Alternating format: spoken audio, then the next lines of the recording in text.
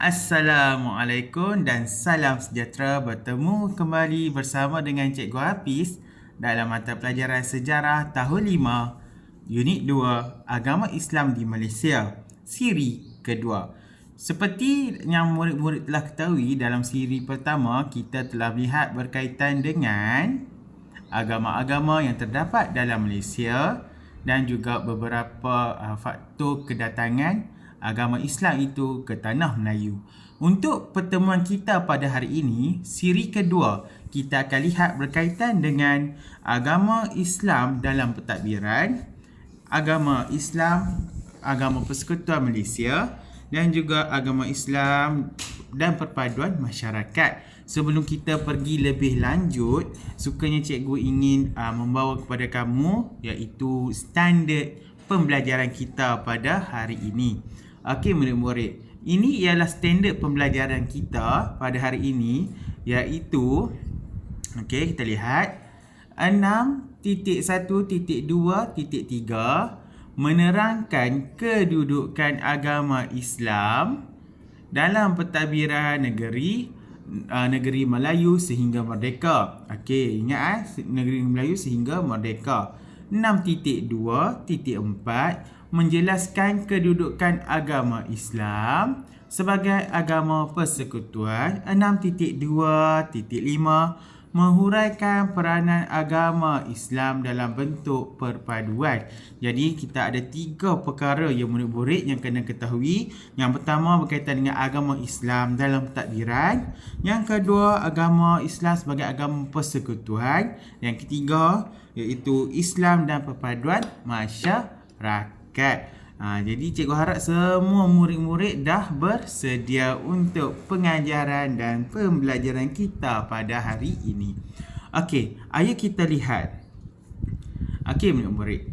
Seperti yang telah cikgu nyatakan sebentar tadi, ini cikgu telah menyenarai pendek untuk kamu supaya kamu jelas apa yang kamu mesti tahu. Ini objektif kita. Yang pertama itu dia.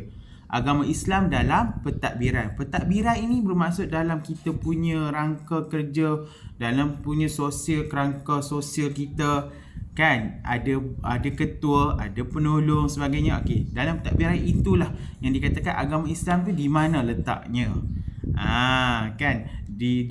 Kalau dalam konteks negara kita, agama Islam di bawah naungan, di bawah pentadbiran sultan dan raja. Okey? Tak apa. Lagi kita akan lihat dengan lebih lanjut. Yang kedua, agama Persekutuan Malaysia.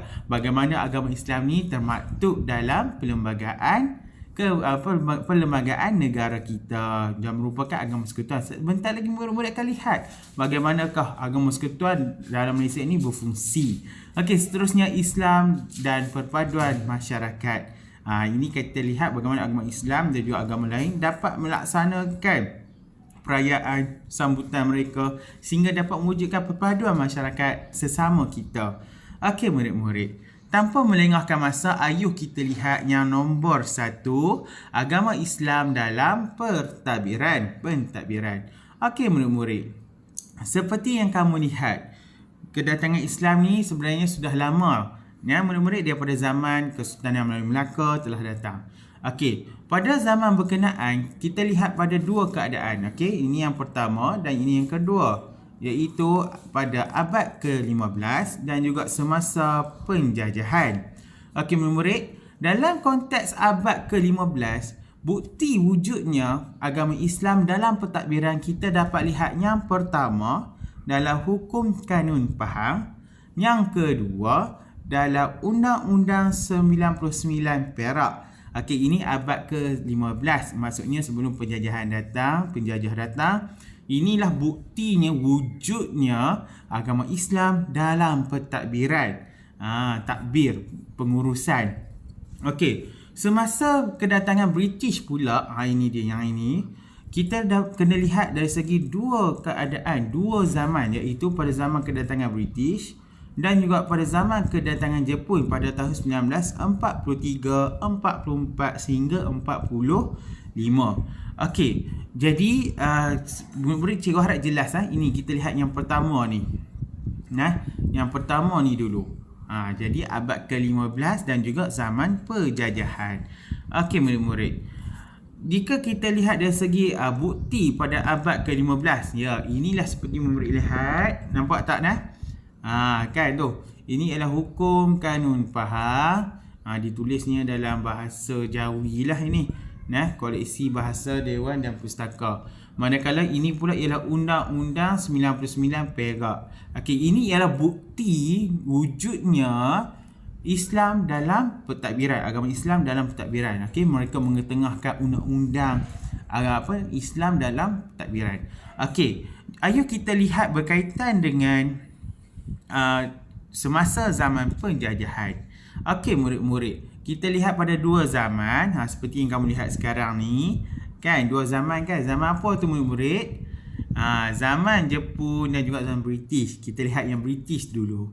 Okey, ketika kedatangan zaman British ni, penjajahan British, kan, Sultan hanyalah menjadi ketua agama Islam dan istiadat Melayu di negeri masing-masing.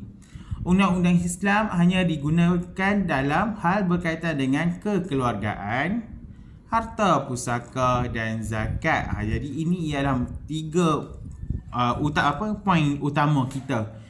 Semasa penjajahan British, undang-undang Islam hanya digunakan dalam kekeluargaan, harta pusaka dan zakat. Sultan hanya untuk Islam dan adat istiadat Melayu. Okey, kita lihat pada zaman pendudukan Jepun pula. Bagaimana? Apa yang berlaku? Jadi kita lihat. Pada zaman penjajahan Jepun ni, bukan penjajahan, pendudukan Jepun, Sultan menjadi ketua agama Islam masih sama istiadat Melayu di negeri masing-masing. Jepun mewujudkan Majlis Agama Islam yang bertanggungjawab terhadap undang-undang keluarga Islam. Hanya itu sahaja. Sama sahaja lebih kurang. Kalau kita, tapi Jepun ni kalau kita lihat kembali sejarah, mereka lebih terkenal dengan kezaliman, bagaimana mereka melakukan penganiayaan, macam-macam lah. Yang nanti kita akan lihat lebih lanjut lah. Okey, jadi kamu sudah jelas. Sudah jelas berkaitan dengan agama Islam dalam pentadbiran ni. Ni ada dua. Okey, inilah dia. Pada abad ke-15 dan juga semasa penjajahan pendudukan. Jadi murid jelas dalam siri kedua kita pada hari ini. Okey, seterusnya kita lihat berkaitan dengan agama Persekutuan Malaysia. Okey, dalam konteks agama Persekutuan Malaysia ni, sebenarnya dia termaktub di bawah Perlembagaan Agama Islam sebagai Agama Persekutuan Malaysia. Tetapi kita dapat tahu, kita dapat lihat dalam konteks agama Islam sebagai agama persekutuan, agama lain masih boleh diamalkan, perayaan agama lain masih boleh disambut. Tidak ada penyekatan ke sekat tak boleh sambut. Baru-baru ini ada sambutan Tahun Baru Cina. Boleh saja disambut. Walaupun agama persekutuan kita ialah agama Islam. Tetapi kita tidak menyekat mana-mana pengamalan agama dalam negara kita. Okey, tak apa. Ayuh kita lihat berkaitan dengan konteks agama Islam sebagai agama persekutuan Malaysia. Ayuh kita lihat perbualan di antara 4 orang murid. Cikgu kira berada di dalam makmal komputer lah. Okey, ayuh kita lihat yang pertama ini. Okey, nampak tak dialog yang pertama tu? Kan? Cikgu harap kamu nampak. Lihat sini Siu Yi, saya bangga menjadi warga negara Malaysia. Okey, sekejap cikgu tutup kamera dulu. Okey, semula. Okey, kalau kamu dapat lihat sini, Siu Yi, Siu Yi, saya bangga menjadi warga negara Malaysia. Walaupun agama Islam, agama persekutuan, agama-agama lain boleh diamalkan. Nampak? Boleh diamalkan. Okey, kita lihat sini. Ya Amir, tidak heranlah kita meraihkan pelbagai perayaan agama dan kaum sepanjang tahun. Contohnya, sambutan Maulidur Rasul, Hari Wesak, Hari Taipusam dan Hari Taipusam. Okey murid-murid, yang kamu lihat di sini ni, ini ialah perayaan kaum-kaum yang ada dalam negara Malaysia. Okey. Dia kita lihat yang di bawah pula. Tu saya orang Iban. Okey, kami menyambut Hari Gawai. Saya orang Kadazan, kami menyambut Pesta Keamatan. Okey, nama murid-murid, Pesta Keamatan. Okey.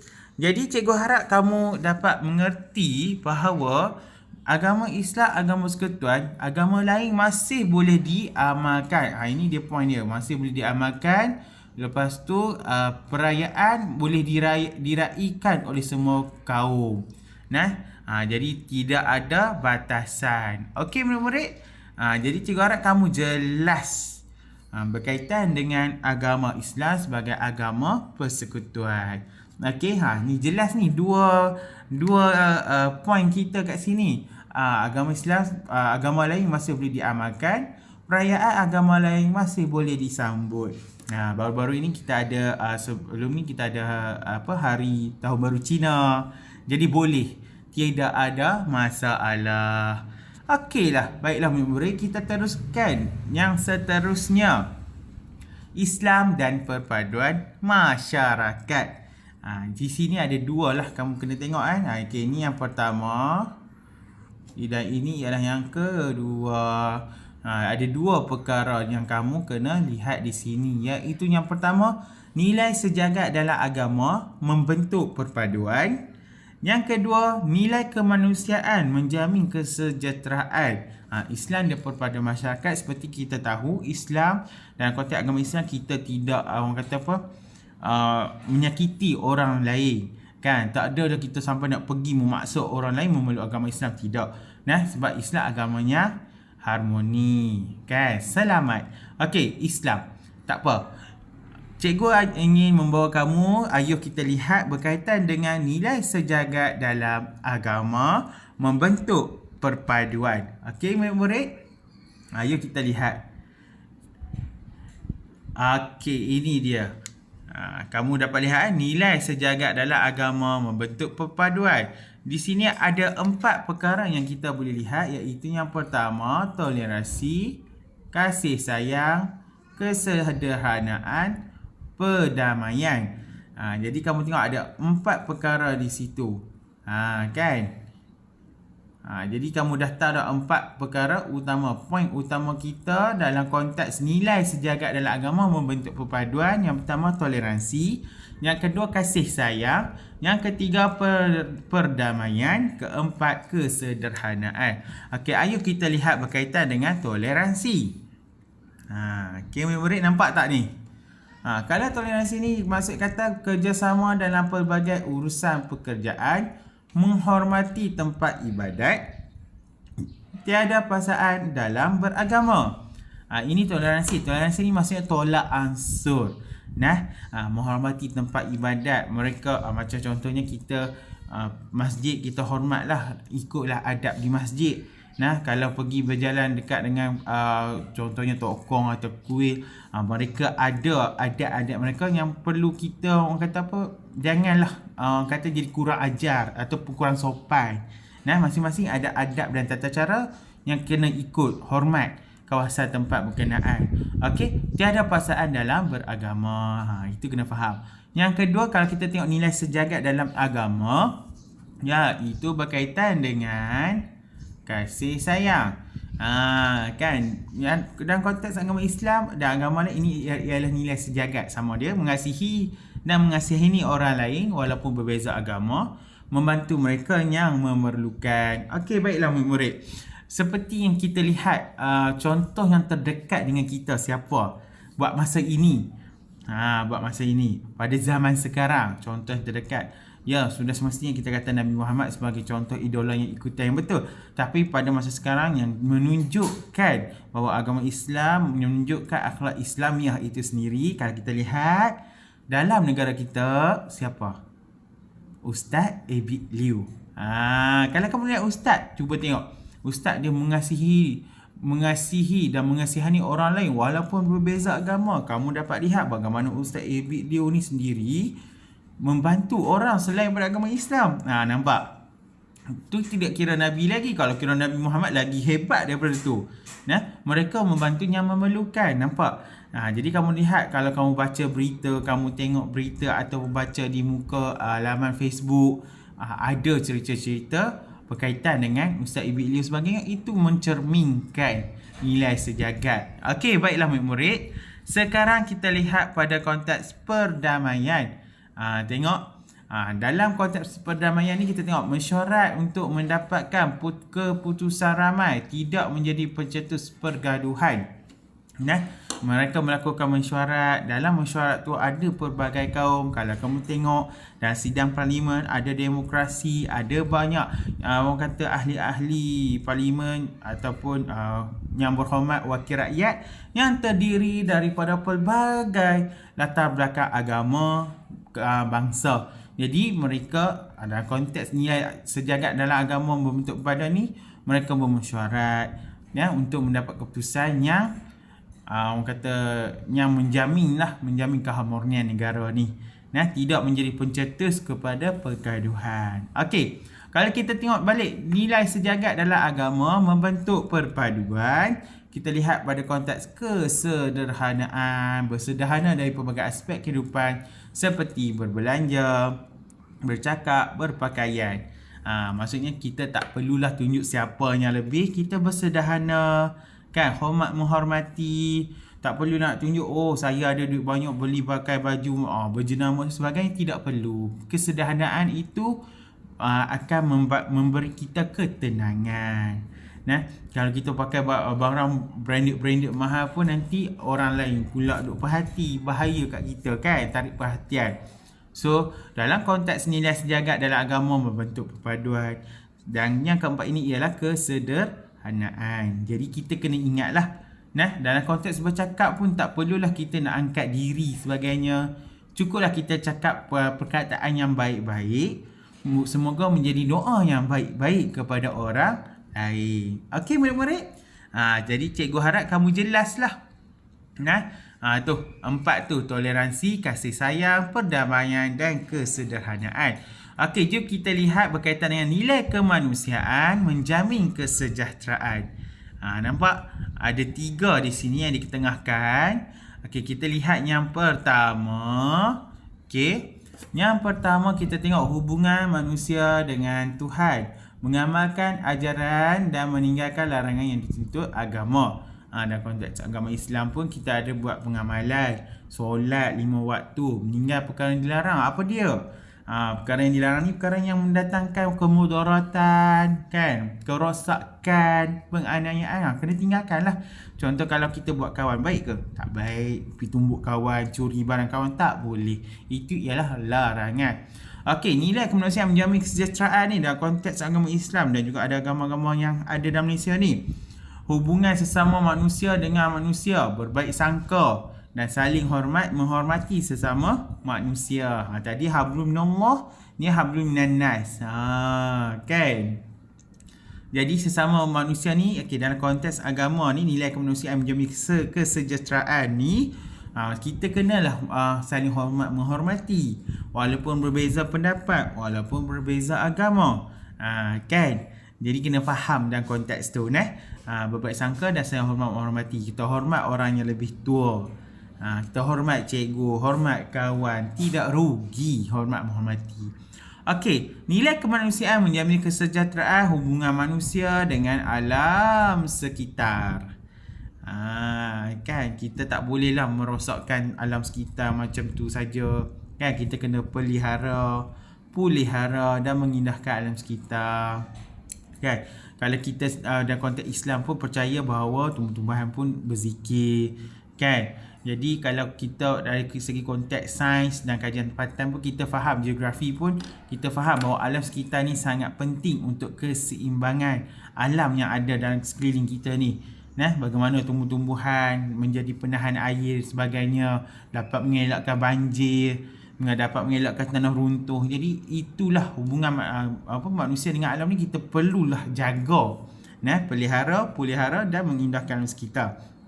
Jadi dalam konteks nilai kemanusiaan menjamin kesejahteraan dalam konteks agama Islam di Malaysia ini, dia ada wujud perkara-perkara berkenaan. Jadi ini yang dikatakan berkaitan dengan tu dia tadi kita tengok kan, Islam dan perpaduan masyarakat.